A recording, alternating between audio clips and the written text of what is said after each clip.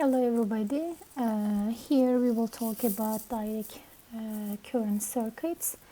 Here we will start with several symbols that we use through the circuit. And let me first of all change my pointer to laser. Okay, so here it is the symbol of the battery, and here the two parallel lines, or this one, are used to show the capacitor in a circuit. And here what you see is the symbol of the resistor, and this flat line shows the wire. And here this is the switch. There is a control line here. It can be open or closed through the circuit. It will allow us the flow of electrons in the circuit. And here there are two different types of the, and here you see two different types of the circuits. One is series circuits and the other one is parallel circuits. In series circuits there is only one pathway for the electron to go. And in the parallel connection, when the electron comes to a junction, it is divided into different branches, as you can see here. So there are several pathways for the electrons to go.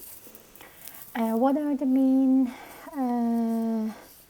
information that we should know for both types of circuits? For series, the current is same through all circuit elements.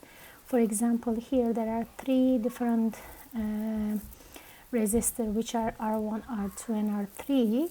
The current that goes through all those three resistors are same. However, the potential difference across each is different. So here V is the potential difference across the battery, but V1 is the potential difference across R1. V2 is the potential difference across R2, and V3 is the potential difference across R3. What is the relation between these two? Let me write it down. First of all, let me change the pointer first. Let's make pen. So V, which is the potential difference across battery, is equal to the summation of the potential difference across each resistor, which are R1, sorry for bad writing, R2 and R3. This is the relation between potential differences. We can combine all these three resistors and write an equivalent resistance and redraw the circuit as in here. And in the next slides we will see how we can find out these are equivalent by using this R1, R2 and R3. And here in parallel circuits, as we said before, when the total current comes to a junction, it is divided into branches. Here the current goes through R1 is different from current goes through R2, and is different from current that goes through R3. Those values I1, I2 and I3 will be determined with respect to R values. They will distribute it with respect to values of R1, R2 and R3.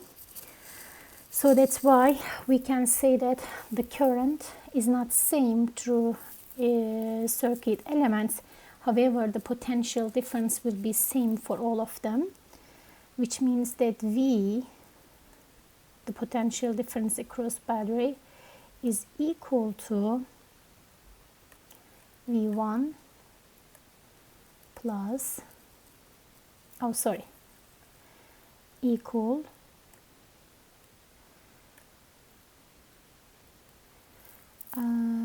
can I erase it? Let me see.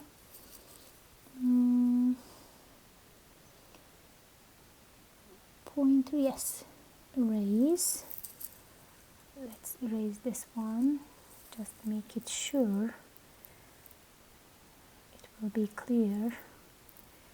R1, which is equal to R2, and which is equal to V2, which is equal to V3. So the potential difference across each resistor will be equal to each other, and which is equal to the potential difference across the battery. Still, we can combine these three resistors and write an equivalent resistor as in here, and we can redraw the circuit as in here. Again, we will see how to find out these are equivalent for a parallel connection in the next slides. So we can also talk about here about advantage or disadvantage for both types of the circuit. The biggest disadvantage for series connection, if there will be a problem in any of the circuit elements, then none of them will work. For example, here there are three bulbs which are connected in series. So if the first bulb is break down, then the current cannot complete the circuit because there is a open circuit here. The circuit will be open at the first bulb, so that's why the current cannot pass this junction through the second bulb, so that's why none of them will light up. However, for a parallel connection, it is the biggest advantage, so that's why in houses the circuits through all house will be in parallel connections. Sorry. If, for example, here there are three bulbs, if one of them doesn't work, for example, the top one, here the top one is break down, then still the other two can light up. Here there is the think pair share question. In this question it says that if the circuit diagram below, which of the following is correct? Here, let me change the arrow again. Pen. So this is the battery, right? And this is the bulb. So it's a simple circuit. There is only one battery and there is only one bulb attached to it. So there is no any branches, there is no any other pathways for the current to go to complete the circuits. Since there is only one pathway, the current should be same for this circuit. So that's why I1 should be equal to I2. I1 should be equal to, yeah. So here we will see how we can find out equivalent resistance for a series circuit. If you remember in the several slides ago, we have talked about R equivalent. So here we will see how we can find this R equivalent. If you remember, we said that the potential difference across battery, which is this one, is equal to delta V is equal to V1 plus V2 plus V3 for a series circuit. So what is V1? V1, the current is same for all those resistors, so that's why it should be according to Ohm's law. V is equal to current times resistance. Current times resistance. So that's why we will say for V1 I, this is the total current, times R1 plus for V2 I, the total current, times R2 plus I for V3, the total current I, times R3. So what is the potential difference across the battery? Which is I, the total current, times R total or R equivalent, whatever you say, R total. So here I is same for all of them, so we can take the parentheses of I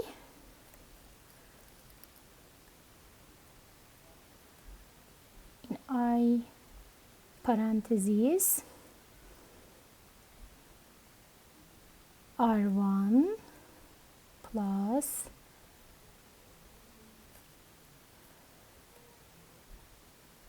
R2. It's so bad, my writing on the PowerPoint, which is R3, and close the parentheses. And still this is I times R total.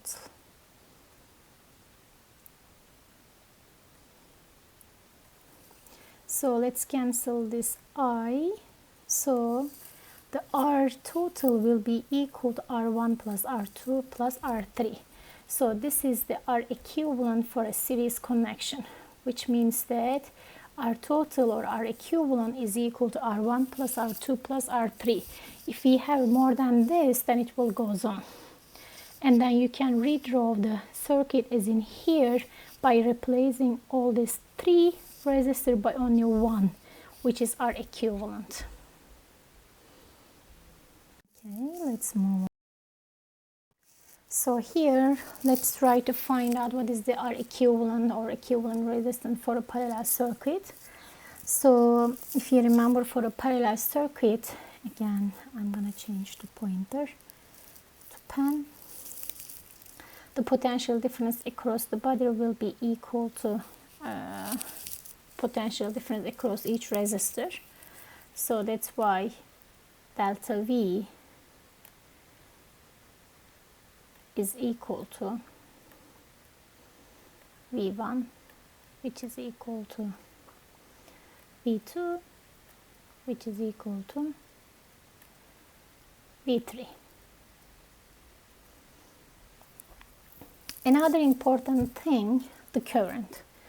The total current should be equal to the summation of the other current that goes through different pathways, which means that when the total current comes to this junction, it will be divided into three, since there are three different pathways for it to go. So that's why I total should be equal to I1 plus I2 plus I3. So let's write each of those, what is I1, what is I2, and what is I3 according to Ohm's law. According to Ohm's law, V is equal to, voltage is equal to current times resistance, right? So that's why the current will be equal to V over R. So that's why instead of I1, we will write V1 over R1. V1 is equal to delta V, so that's why it will be delta V over R1, plus for I2, it will be V2 over R2, and V2 is equal to delta V, and that's why it will be delta V over R2, plus for I3, it will be delta V over R3. So if you take delta V parentheses, since it is same for all these three, it will be equal to, in delta V parentheses, 1 over R plus 1 over R2 plus 1 over R3. And in the other side of the equation, I total should be equal to delta V, which is the potential difference across the battery, divided by the R total or R equivalent. So if you cancel them out, delta V's are same. The equivalent resistance for the parallel connection will be equal to 1 over R total or 1 over R equivalent will be equal to 1 over R1 plus 1 over R2 plus 1 over R3. Here this equation is very important. Please be careful. Most of the people are confused. Generally, people think that R equivalent is equal to 1 over R1 plus 1 over R2 plus 1 over R3. This is very common misconception, so please be careful. It is not R total, it is 1 over R total. Okay, so this is the most important part of this slide. And then you can redraw the circuit here by replacing R1, R2 and R3 by R equivalent and draw a simple circuit. There is a whiteboard problem. It's very difficult to write the solution on the slide, so normally when we were in the class, this question was for you. So what we will do, we advise to solve those whiteboard problems for yourself, and then we will also try to upload the solution for those whiteboard problems by recording the videos. So that's why I will pass it right now. This is the answer for this. And this is another whiteboard problem. It's the same thing. Please work on it. And then we will post the solution for this question.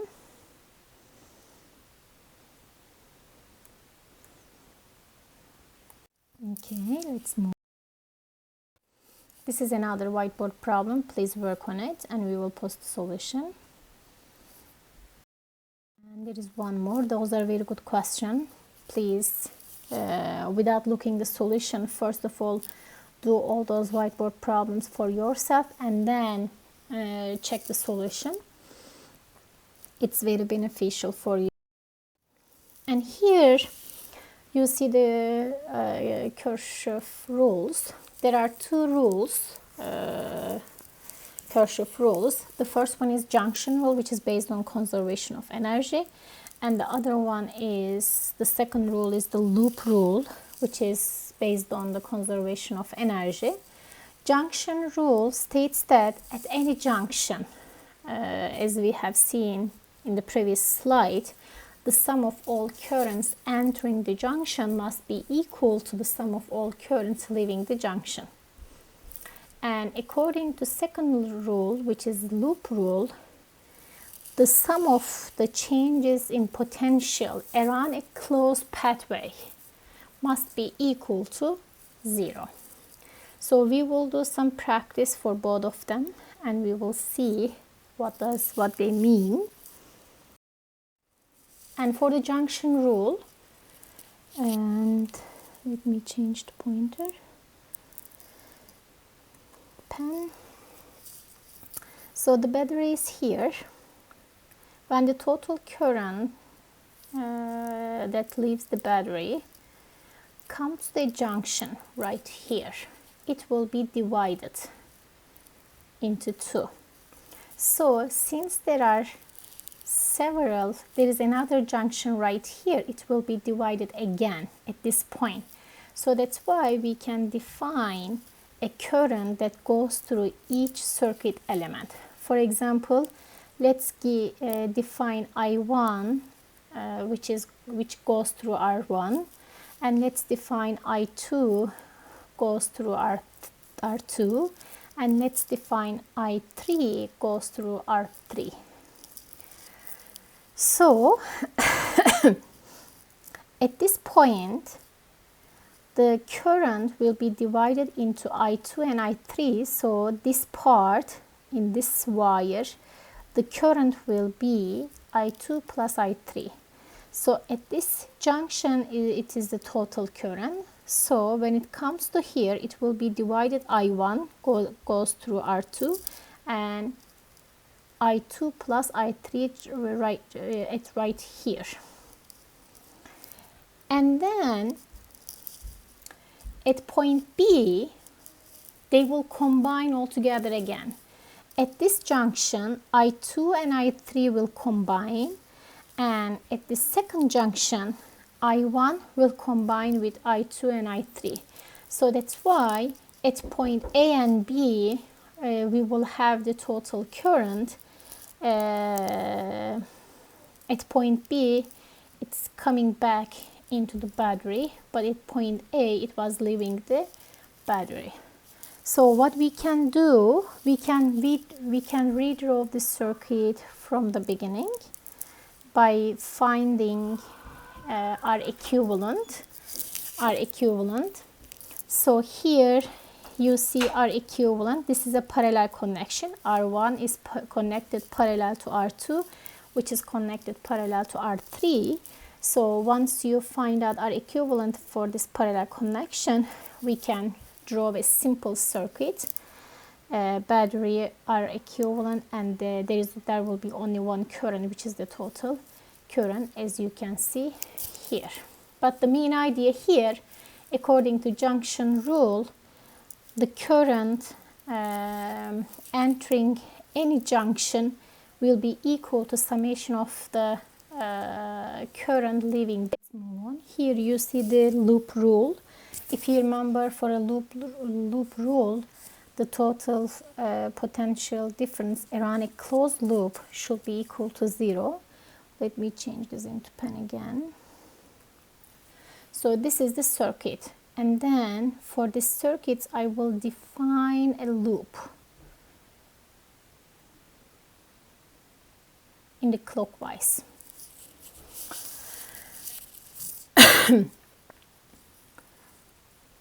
Now, sorry about that. Let's erase this part. Okay. Go back to pen.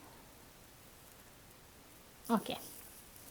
So this is the loop direction in the clockwise, and now we are going to write the rule, loop rule, which means that potential difference across each circuit element we will find out, and then when we sum them up, it should be equal to 0. But here, what is the important thing? There is a potential drop across the resistor, and there is a potential increase if we move from negative side of the battery to the positive side of the battery. So first of all, we need to choose a point to write the loop. I choose point A. So I will start from here and go around the circuit and then stop at point A again. So according to this, from A to B there is a resistor, and then I will write the potential difference across the resistor, delta V. B minus A, which means that this is your final point, this is your initial point. From A to B will be equal to delta V. B minus A means VB minus VA. B is the final point, A is the initial point. And then from B to C, C is your final point, B is your initial point. So delta V, C minus D, final minus initial. And from C to D, there is nothing, there is no any potential difference. So the potential will be same from C to D. VC is equal to VD. But when it goes from D to E, there is the battery, which means that E is your final point, D is your initial point. So you move from negative side of the battery to the positive side of the battery. So as I said before, according to the direction of your loop, if you move from negative side of the battery to the positive side of the battery, then this should be an increase in the potential. Okay, so now let's write this loop rule. This is the general equation. The summation of all those potential difference should be equal to 0. So what is delta V? Delta V B to A or A to B. So Ohm's law is equal to voltage is equal to current times resistance. So that's why to be able to calculate delta V, I need to multiply current with the resistor. So since there is only one pathway for the current, so the current will be same through all those circuit elements. So delta V B A to B is equal to 400 times I. We don't know what's the current, and it will be minus because whenever you go through a resistor there will be a voltage drop. For the second one, the potential drop across the second resistor will be negative 290 times current, and delta V E to D, which means that from D to A, E, from negative side of battery to the positive side, so it will be plus. There is an increase in the battery. 12 volt.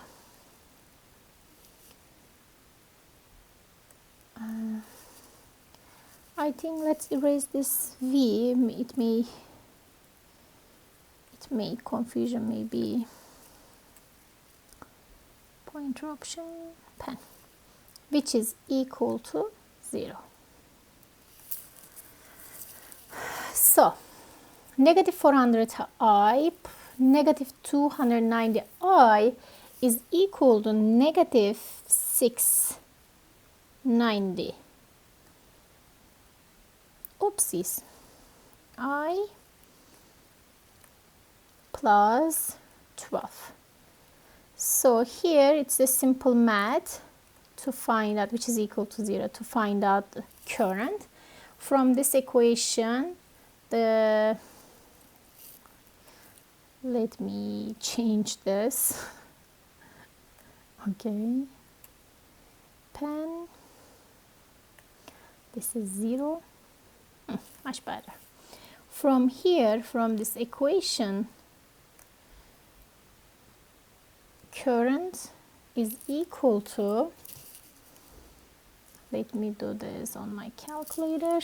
It is divided 12 divided by 690 is equal to approximately 0.017 ampere is the unit. Okay, this is the current. The direction of the loop is not specific. You can choose the other side if you want. The other side, the counterclockwise direction. In this case, you will find out the same result. Nothing will change. So it's good to say here.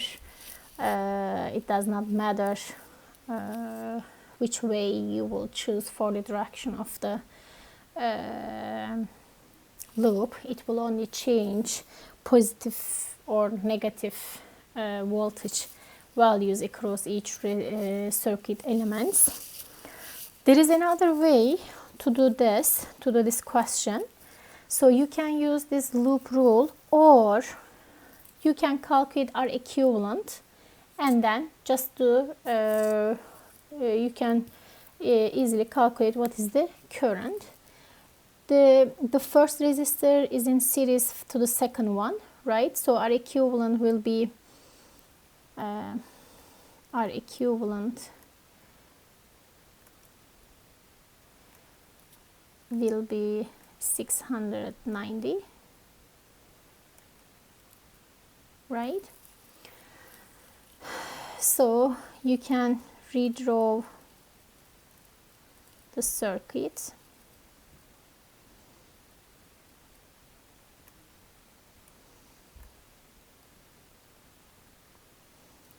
So this is 12 volt and it is 690.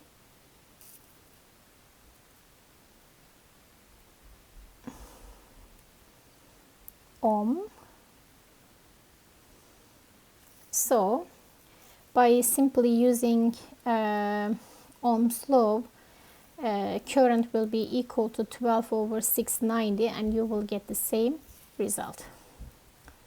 Nothing will change, but I just want to show this loop rule to do a practice how we can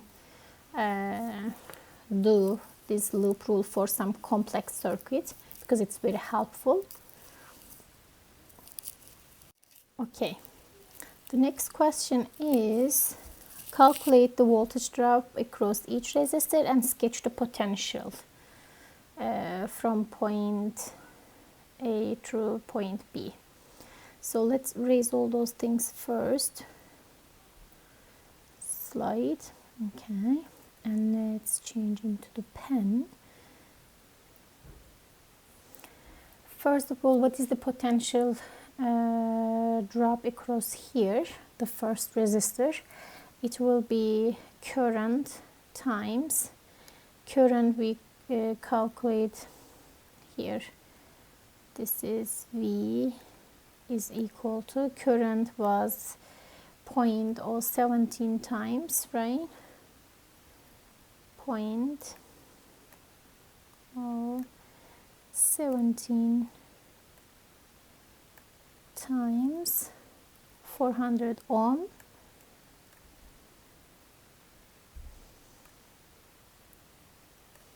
which is equal to delta V B minus A is equal to 6.76 volt. For this, from B to C, the potential drop is equal to 0.017 times 290 ohm, which is equal to 5.04 volt. So now let's draw the graph.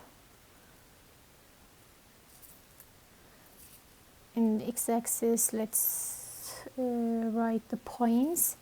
From, we can start from here, from E, then A to B, B to C, C to D, D to E, D to E. So here, potential difference. So start from E. What is the potential at point E? At this point, from E to D, the right hand side is the negative terminal of the battery, the left hand side is the positive side of the battery, which means that this is low potential, this is high potential. So if you move from D to E, your the potential difference across the battery will increase from 0 to 12. So that's why this side of the left side of the battery will be equal to 12 until A. So that's why from E to A, the potential will be same, which will be equal to 12 volt. Whenever the current goes from A to B, there will be a drop by an amount of 6.76 volt. So that's why from A to B,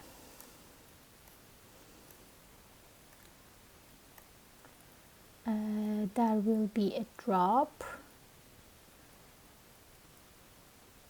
and the drop will be by an amount of 6.76. So if you subtract 6.76 from 12, you will get 5.04. 5.04. So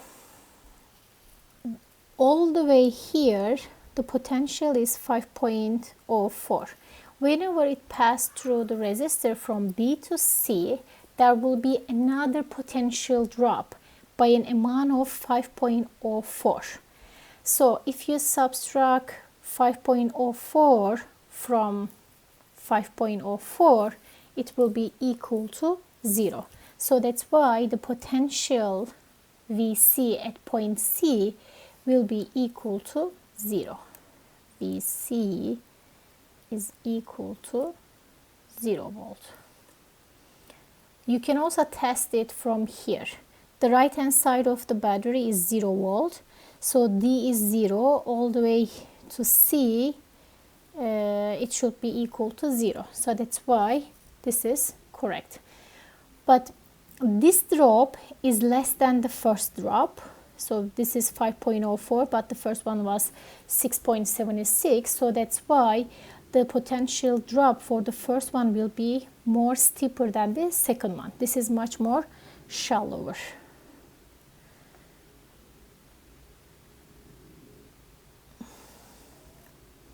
So let's write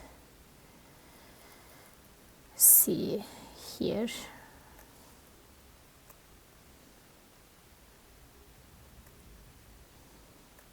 Uh-oh. 10. This is C. So from C to D, it is 0. So that's why this part will be equal to 0.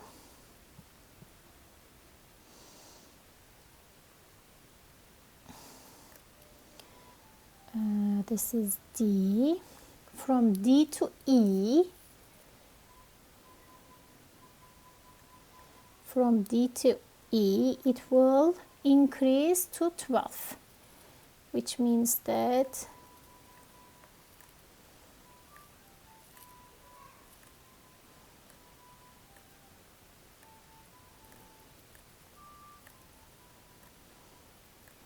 up to here. There is an increase in the potential. So it will increase up to 12 volt again. So this is how it looks like for the potential graph. It's important to interpret this circuit. So in this question, you see the potential graph. It is given to you, but this time you will rank R1, R2, and R3. So according to Ohm's law, potential is equal to potential difference is equal to current times resistance. So you will look through where the potential drop is more. So at which point this drop is steeper. Steeper means higher resistance, right? So this is R3. This is the steepest one, and then R1, and then R2, right? So it should be ranked as R3 is greater than R1, and which is greater than R2. Yes, it is as in here.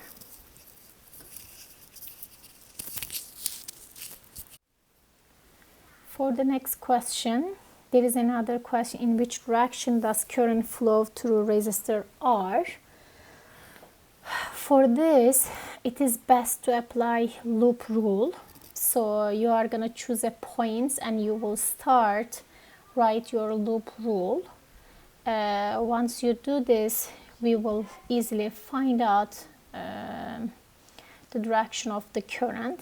Let's do it. Let me change into pen.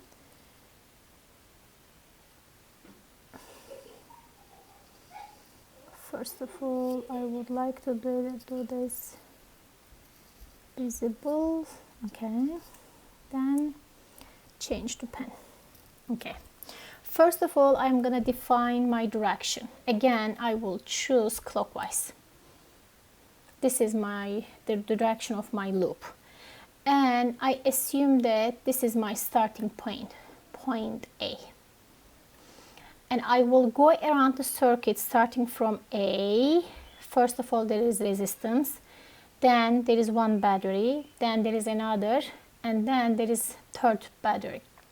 Then stop this at point A again. So let's write the loop rule. The summation of the potential difference across each circuit element should be equal to 0. The potential difference, if this is the direction of the loop, which means that your current moves to the right for this loop, because this clockwise direction will determine the direction of the current. So what will be the potential drop, potential difference across resistor? For the resistor, it will be a drop, so that's why potential across here will be minus I current times R. And across the battery, this is positive side, this is negative side. If you move from positive side to negative side, there will be a drop, so the potential will be negative 9 volts.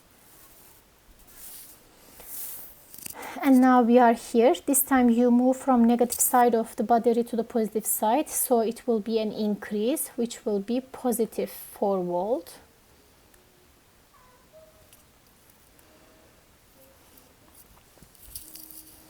And now we are here. This is the negative side of the battery and the positive side. Again, from here from negative to positive, there will be an increase, which is positive 2 volt. So now write the loop rule. At point A to here, let's say B, negative I times R. And from, let's say this is B, this is C, and this is D. From B to C, it will be negative 9. From C to D, it will be positive 4. And from D to A, starting point, it is positive 2. Positive 2 should be equal to 0 according to loop rule. So I times R, negative I times R, 4 plus 2 is 6, minus 9, negative 3, and when you do the math, put this other side, you will find out I times R is unknown, so that's why I cannot write anything, is equal to negative 3 volt. Which means that, as you can see here, I times R is equal to negative 3 times V. So since it is negative, which means that the direction of the current that we define is wrong. If it would be positive, then we were right. Okay? So since it is negative sign, we understand that the direction of the current or the direction of the loop was counterclockwise direction. So the current should be going from right to left. So that's why the answer should be equal to B. As I said before, if we would find it positive, then we were right. It will be positive because we define it in the positive direction and then we apply the loop rule according. Yes, the answer is B. This is whiteboard problem, so please work on it and we will post the solution, and we also put the answer here. Please let us know if you have any trouble. And this is another whiteboard problem for you to work on it. And there is one more. Those are very helpful problems. Please spend some time on those questions. It will be very helpful for you. And here, okay, in this slide we will talk about the difference between ideal and the real batteries. And again, let me change my point first. The pen. So both real batteries and ideal batteries use chemical reaction to separate the charges. So that's why they create a potential difference. However, real batteries also provide a silent resistance to the charges that we call it as internal resistance. So here, this small r is the internal resistance and it is the resistance that we have in real batteries. In ideal battery, there is no internal resistance, so that's why it is the only difference between ideal and real batteries. So here there are two different types of voltage, EMF and the terminal voltage. EMF stands for electromotive force. It is called as electromotive force, but it is not a real force. It is just the potential difference across the battery terminals between A and B when no current is flowing. So that's why for ideal batteries, this epsilon, this EMF is equal to terminal voltage, and the terminal voltage is the voltage whenever there is current goes through the battery. So that's why there will be a small internal resistance. So that's why in this case terminal voltage will not be equal to EMF. It will be equal to, for real batteries, EMF minus current times the R, which is the potential drop across the internal resistance. So that's why terminal voltage is less than EMF for real batteries. So this is the main difference between ideal and this. This is a whiteboard problem that you will do. And in this slide you see how we can connect ammeter and the voltmeter to the circuit. Ammeter is used to measure the current in a circuit, and it should be plugged into the circuit in series, because to be able to measure the current should go over the ammeter. However, voltmeter is used to measure the voltage drop across in a circuit elements.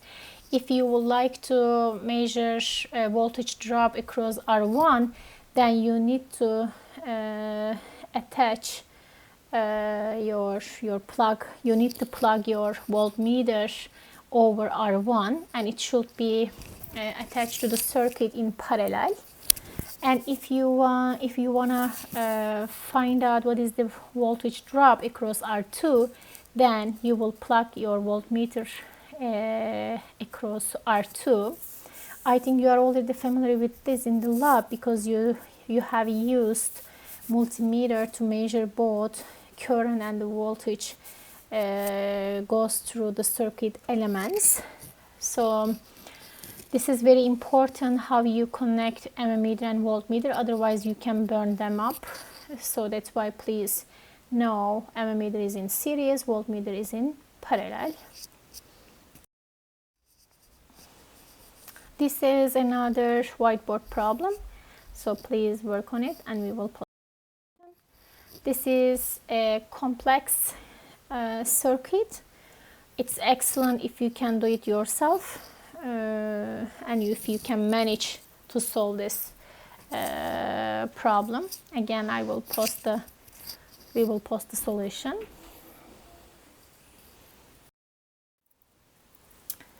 And here in this slide we see the physiological effects of electric shock or electric hazard. So that's why we have to be so careful about electricity. So generally 1 milliampere is the threshold of sensation, and whenever it reaches 100 milliampere, then it will be lethal current and it causes extreme breathing difficulties and severe shock and painful shock. It causes ventricular fibrillation, and greater than 100 milliampere by about 1 ampere it causes burns and severe burns, and the breathing stops and it will cause the death. So here you also see resistance of the human body when it is dry and when it is wet. When it is dry, the resistance of human body is greater 10 to the 4 to 10 to the 6 ohm, but when it is wet it is 10 to the 3. So that's why when we are wet we should be so careful, as you can see here, because our resistance is very low. And here there are some precautions to avoid from electric shock, so please be careful. And here there is a PHET simulation to practice for series and parallel circuits. Most probably we are gonna assign it differently and we will let you know for this part of the activity. More directions will come later. So that's the end of the lecture. Please let us know if you have any problem, if you have any question about the lecture slides or about the quality of the sound or instrument, whatever it is. So as I said, we will make a live conference to make some office hour. So we will be in touch with you, so you can ask your question through this conference or you can send us email anytime. Okay, bye.